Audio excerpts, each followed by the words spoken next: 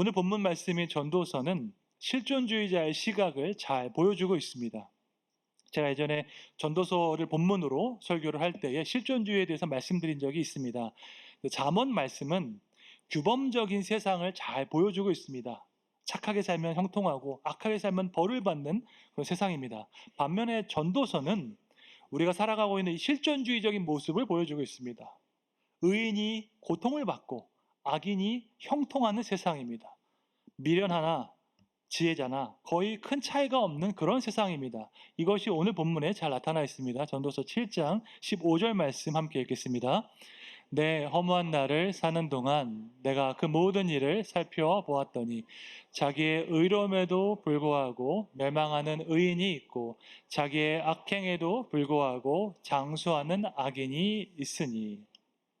전도서의 저자 솔로몬이 말합니다. 내가 세상을 잘 살펴보았더니 의인이 멸망하는 경우도 있고 악인이 장수하는 경우도 있다고 말하고 있습니다. 우리는 요즘에만 그런 줄 알았더니 3000년 전에도 똑같은 일이 있었습니다. 예나 지금이나 착한 사람인데 고통받는 경우가 있고 나쁜 사람인데 형통하는 경우가 있습니다. 성경에서 가장 대표적으로 나봇의 포도원 사건이 있겠습니다. 그러니까 북이스라엘 왕 아합 왕이 나봇의 포도원을 빼앗고 싶어서 그것이 너무 탐나서 전전긍긍했습니다.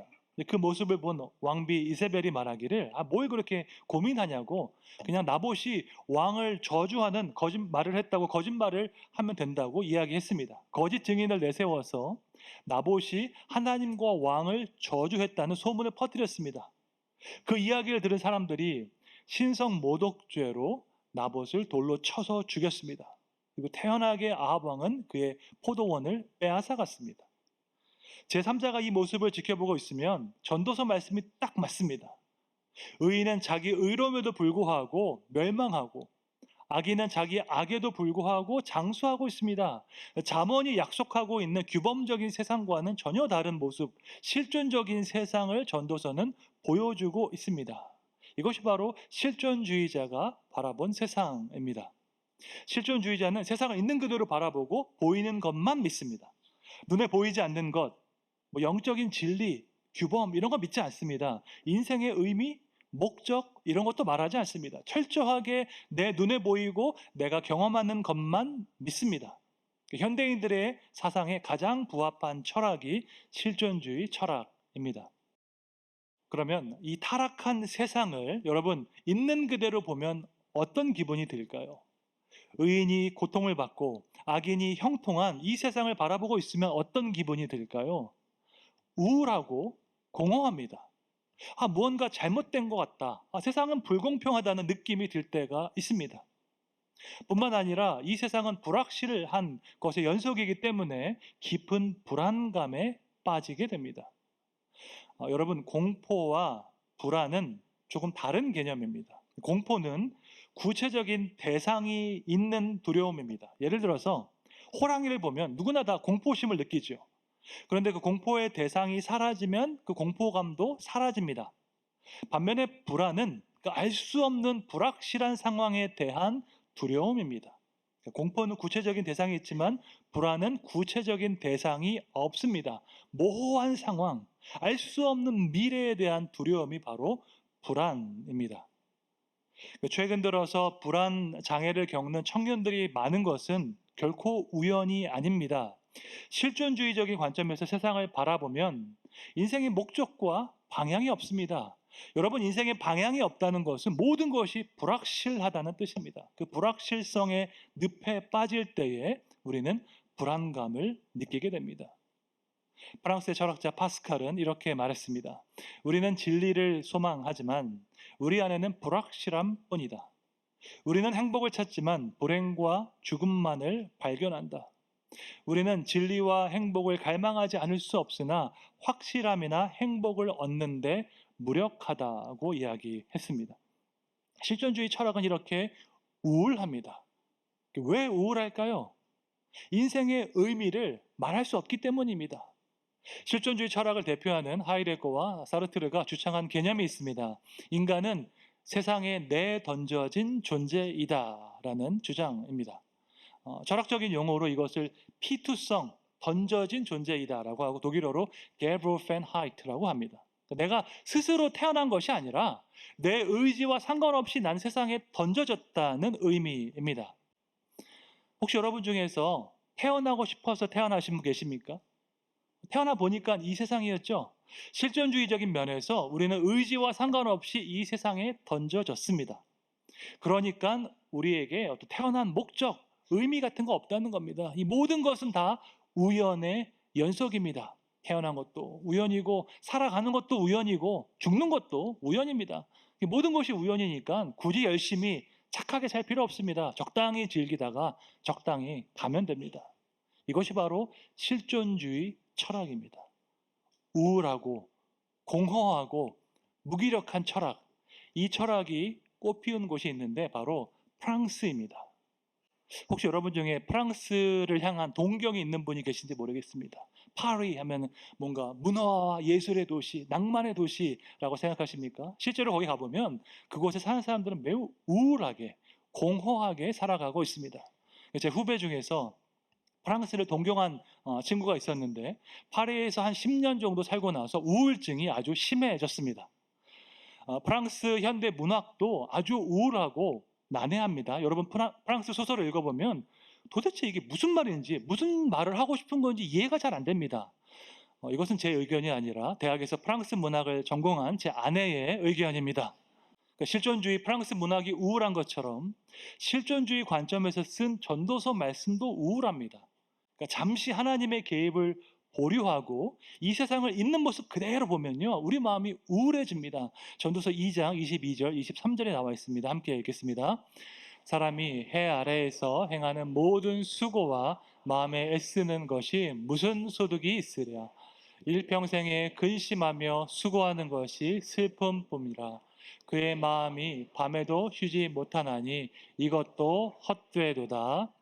아멘. 60대, 70대 어르신분들은 이 말씀에 공감될 것입니다. 지난 세월 동안 수고하고 애썼던 것이 무슨 의미가 있을까? 문득문득 이런 생각이 찾아올 때가 있거든요. 우리가 신앙인이지만 또 우리 역시 현실을 살아가고 있기 때문에 실존적인 측면에서 이런 생각이 들 수 있습니다. 내가 나름대로 열심히 산 것 같은데 내 인생에 내 수고에 어떤 의미가 있을까라는 생각이 찾아올 때가 있습니다. 눈에 보이는 실존적인 관점에서 보면 이런 공허함이 찾아올 수 있습니다. 그래서 파스칼이 이런 말도 했지요. 모든 사람의 마음에는 오직 창조주 하나님만이 채울 수 있는 빈 공간이 있다라고 이야기했습니다. 여러분, 창조주 하나님만이 채울 수 있는 것은 무엇일까요? 그것이 바로 인생의 의미입니다. 내가 누구인지, 내가 왜 태어났는지, 내가 무엇을 위해서 살아야 하는지 말해줄 수 있는 분은 오직 창조주 하나님밖에 없는 줄로 믿습니다. 다른 모든 것들은 잠시 동안 우리에게 기쁨을 줄지언정 인생의 의미를 말해줄 수 없습니다.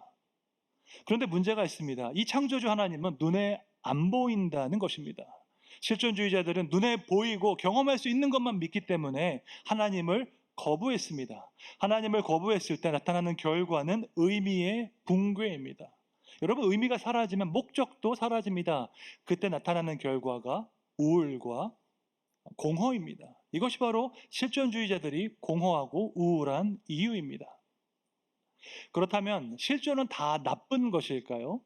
그렇지 않습니다. 실존은 우리의 현실을 있는 그대로 보여주기 때문에 반드시 필요한 부분입니다. 여러분, 우리 중에서 의식주 없이 살아갈 수 있는 존재는 없습니다. 우리에게 인생의 의미도 필요하지만 먹을 음식과 입을 옷도 필요합니다. 그러니까 엄연히 말해서 현실을 무시하는 것 가능하지도 않고요, 바람직하지도 않습니다.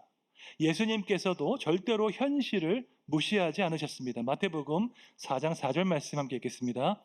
예수께서 대답하여 이르시되 기록되었으되 사람이 떡으로만 살 것이 아니요 하나님의 입으로부터 나오는 모든 말씀으로 살 것이라 하였느니라 하시니.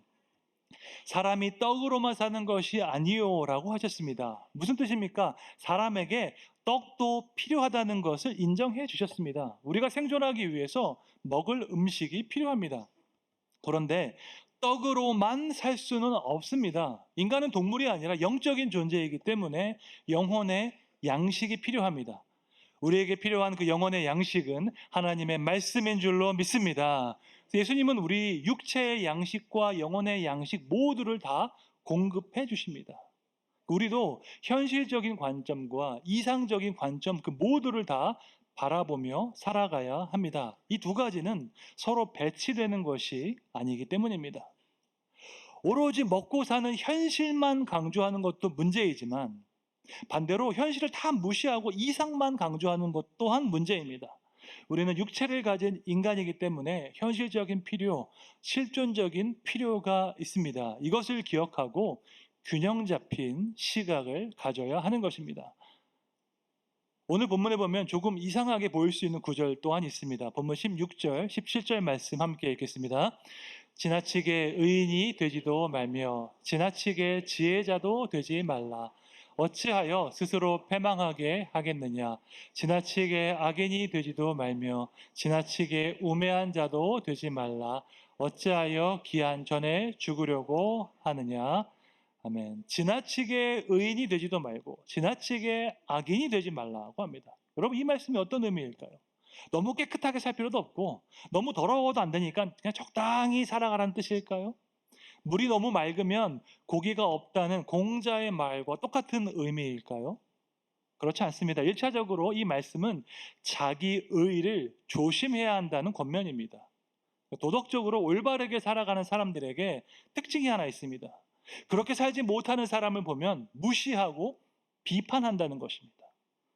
나는 술 한 잔도 안 하는데 어떻게 교회 다니면서 술을 마실 수가 있어? 라고 비판합니다. 나는 매일 새벽기도 나왔는데 어떻게 중직이 돼가지고 새벽기도도 안 나와? 라고 비판하는 경우 있습니다. 우리 모두는 자기 의에 빠질 위험이 있습니다. 나는 이렇게 살아가는데 그렇게 살아가지 못하는 사람을 보고 무시하고 비난하기 쉽습니다. 그래서 전도서는 지나치게 의인이 되어서 자기 의에 빠지지 말라고 권면하고 있습니다. 우리 모두는 현실과 이상 사이를 살아가고 있습니다.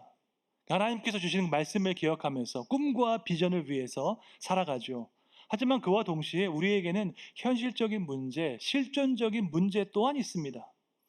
교회든지 세상이든지 사람들이 모이면 현실주의자도 있고 이상주의자도 있습니다. 현실주의자는 눈에 보이는 그 현실을 가장 중요하게 여기고, 이상주의자는 우리가 감당해야 하는 목적과 비전을 강조합니다. 현실주의자는 최악의 상황을 대비해야 한다고 말하고, 이상주의자는 최선의 상황을 향해서 나아가야 한다고 주장합니다. 여러분, 그러면 현실주의자가 더 필요할까요? 이상주의자가 더 필요할까요? 라고 질문하면 둘 다 필요하다고 답하시면 되겠습니다. 우리에게는 현실주의자도 필요하고요, 이상주의자도 필요합니다. 만약에 우리 교회에 현실주의자만 있다면 전도와 구제를 하지 않을 것입니다. 전도와 구제는 우리 교인이 아닌 다른 사람을 위해서 교회 재정을 사용하는 것입니다. 아니, 왜 우리가 힘들게 헌금해서 우리 교인이 아닌 다른 사람을 위해서 돈을 써야 합니까? 이것이 바로 교회의 본질이자 사명이기 때문입니다. 현실적으로 보면 손해인 것 같지만 복음을 증거하는 교회의 본질을 감당할 때에 교회가 더욱더 힘있게 성장할 수 있습니다. 반대로 우리 교회에 이상주의자들만 있다면 교회 내부 시설 확충 이런 거 하지 않을 겁니다. 선교제에 가면 할 일 얼마나 많고 불쌍한 사람들 얼마나 많은데 왜 우리 교회 LED 스크린 바꾸고 카메라를 바꾸겠습니까? 더 효과적인 예배 환경을 위해서 현실적인 노력도 중요하기 때문입니다. 특별히 다음 세대와 청년들을 위해서 미디어 사역은 아주 중요한 부분입니다. 그러므로 교회 시설의 확충을 위해서도 노력할 수 있습니다. 교회는 예수 그리스도의 몸입니다. 교회는 살아있는 유기체이기 때문에 새로운 상황에 적응하고 변화될 수 있습니다. 만약에 교회가 딱딱한 조직체라면 변화될 수 없을 것입니다. 하지만 교회는 유기체이기 때문에 새로운 시대를 살아가는 사람들에게 다가가서 그들에게 복음을 증거하고자 노력해야 합니다. 그러므로 우리에게는 현실주의자도 필요하고 이상주의자도 필요합니다. 우리의 모습을 있는 그대로 현실적으로 바라보는 사람도 필요합니다. 뿐만 아니라 하나님께서 보여주신 비전을 위해서 나아가야 한다고 말하는 이상주의자도 필요합니다. 여러분께서 탁월한 리더가 되기 원하신다면 현실적인 관점도 갖추어야 하고 또한 이상적인 관점도 갖추어야 합니다. 한쪽으로 치우친 사람은 많은 사람을 포용하는 포용력이 적기 때문입니다. 그래서 오늘 본문도 현실과 이상 사이에서 한쪽으로 치우치면 안 된다고 말씀하고 있습니다. 본문 18절에 나와 있습니다. 함께 읽겠습니다. 너는 이것도 잡으며 저것에서도 내 손을 놓지 아니하는 것이 좋으니 하나님을 경외하는 자는 이 모든 일에서 벗어날 것임이니라. 아멘. 한글 성경으로는 이 모든 일에서 벗어날 것이다라고 하는데 영어로 보면 all extremes라고 되어 있습니다. 그 모든 극단으로부터 벗어나야 한다. 너무 현실적으로 치우쳐도 안 되고 너무 이상적으로 치우쳐도 안 된다라는 말입니다. 현실과 이상 모두를 이해하고 포용할 수 있는 지혜가 필요합니다. 성경에 보면 예수님께서 제자들의 발을 씻겨주시는 장면이 나옵니다. 한 명씩 한 명씩 발을 씻기는데 베드로가 극구 사양하죠. 어떻게 선생님이 제자의 발을 씻을 수가 있습니까? 라고 사양합니다. 그러자 예수님께서 내가 너를 씻지 않으면 우리가 아무 상관이 없다라고 말씀하십니다. 그러자 이제 베드로가 또 오버하죠. 발뿐만 아니라 온몸을 씻어달라고 말합니다. 그때 예수님께서 이렇게 답하셨습니다. 요한복음 13장 10절 함께 읽겠습니다. 예수께서 이르시되 이미 목욕한 자는 발밖에 씻을 필요가 없느니라. 온 몸이 깨끗하니라. 너희가 깨끗하나 다는 아니니라 하시니. 그러니까 이미 온 몸이 다 깨끗하니까 발만 씻으면 된다고 말씀하십니다. 저는 이 말씀을 읽으면서 우리를 향한 그 예수님의 사랑과 자비를 느낍니다. 여러분, 우리는 예수님의 보혈로 깨끗하게 된 줄로 믿습니다. 목욕한 사람과 같이 이미 온몸이 깨끗하게 되었습니다. 그런데 우리가 살아가는 이 세상, 타락했기 때문에 이 세상을 걸어가다 보면 우리의 발이 더러워질 수 있습니다. 죄의 때가 우리에게 묻을 수 있습니다. 그럼 어떻게 해야 할까요? 예수님께 나아가서 우리의 발을 씻어달라고 겸손하게 부탁해야 합니다. 염치 없고 부끄러운 일이지만 여전히 우리에게 실존적인 문제가 있는 것을 있는 그대로 고백해야 합니다. 그러면 자비로운 주님께서 우리의 발을 씻어주십니다. 우리 죄의 문제, 실존적인 문제를 다루어 주시면서 우리를 회복시켜 주십니다. 이것이 바로 우리가 매 주일마다 참회 기도를 드리는 이유입니다. 우리가 이상을 꿈꾸고 하나님의 나라를 꿈꾸며 살아가지만 여전히 현실적인 문제, 죄의 문제를 가지고 있습니다. 현실과 이상 사이에서 갈등할 때도 있고요. 또 너무나도 많이 실패할 때도 있습니다. 한 가지 기쁜 소식은 주님께서 이 모든 것을 다 아신다는 것입니다. 현실의 무게가 어떤지, 우리가 실제로 겪는 실존적인 문제가 어떤 것인지 주님께서 다 아십니다. 인간의 몸을 입고 이 땅에 오셨던 그 예수님은 우리와 동일한 현실을 살아가셨기 때문입니다. 그 주님께서 매주일 우리를 부르셔서 우리의 발을 씻어주십니다. 내가 너를 씻어주지 않으면 너와 나는 아무 상관이 없다고 말씀하십니다. 예수님은 연약한 우리를 있는 모습 그대로 사랑하고 용납하시는 줄로 믿습니다.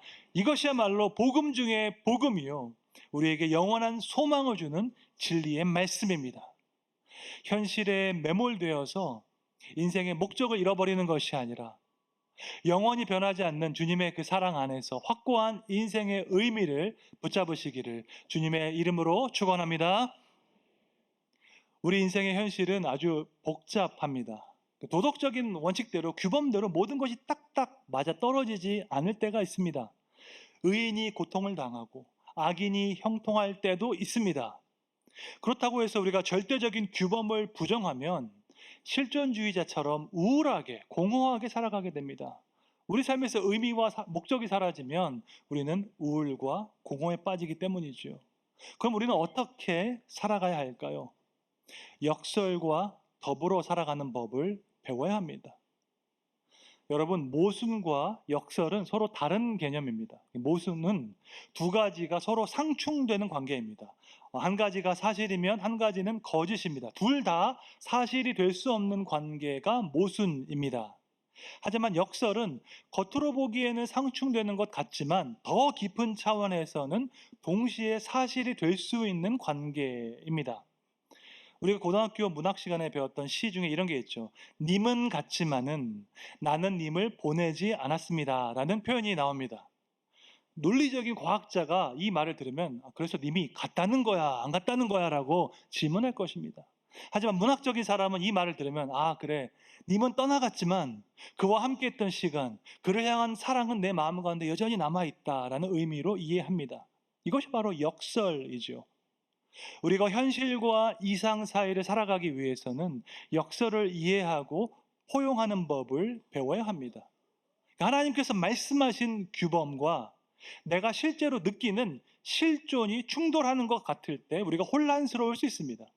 왜 하나님께서 약속하신 것이 내 삶 가운데 이루어지지 않는 것이지? 라고 의심될 수 있습니다. 그때 우리가 기억해야 할 말씀이 있습니다. 전도서 7장 23절입니다. 함께 읽겠습니다. 내가 이 모든 것을 지혜로 시험하며 스스로 이르기를 내가 지혜자가 되리라 하였으나 지혜가 나를 멀리 하였도다. 아멘. 여러분, 역사상 가장 지혜로웠던 솔로몬이 말했습니다. 내가 스스로 지혜자가 되리라 하였으나 지혜가 나를 멀리 하였다라고 말합니다. 이 말은 스스로의 힘으로 우리가 완벽한 지혜자가 될 수 없다는 의미입니다. 우리는 나 자신과 세상에 대한 완벽한 지식을 갖기 원하지만 하나님께서는 그것을 허락하지 않으셨습니다.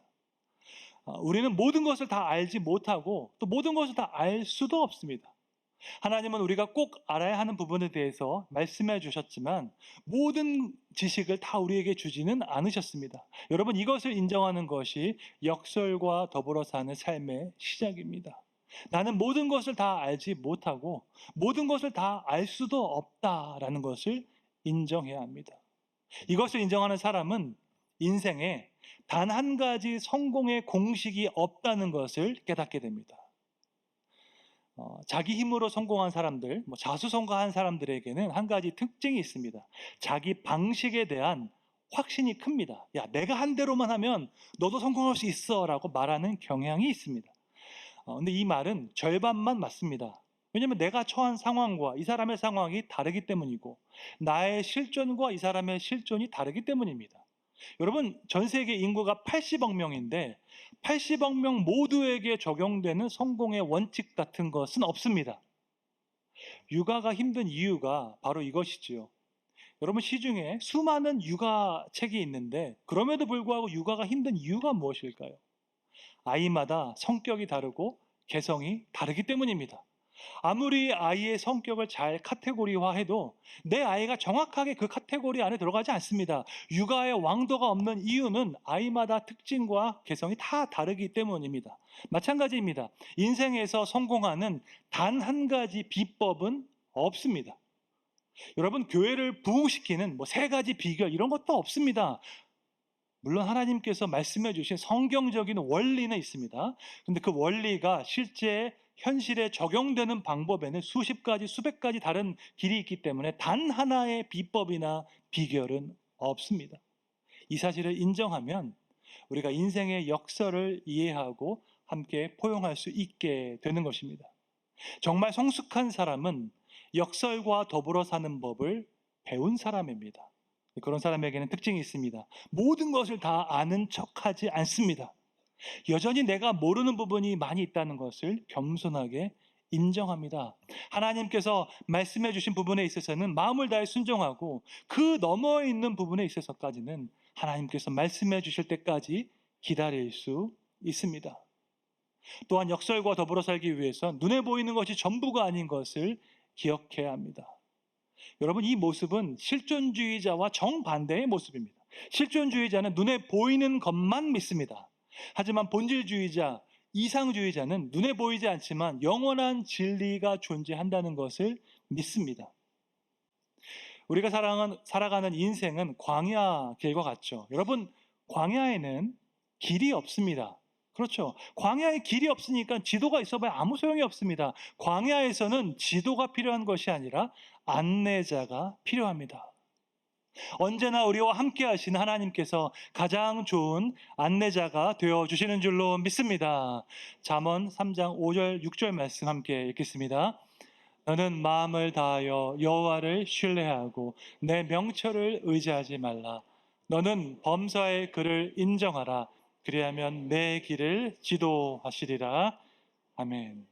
현실과 이상 사이를 살아갈 때 우리의 안내자가 되시는 하나님만 의지하시기를 축원합니다. 우리가 누구이며 우리 인생에 어떤 의미가 있는지 말씀해 주시는 창조주 하나님과 함께 날마다 동행하는 여러분 되시기를 주님의 이름으로 축원합니다.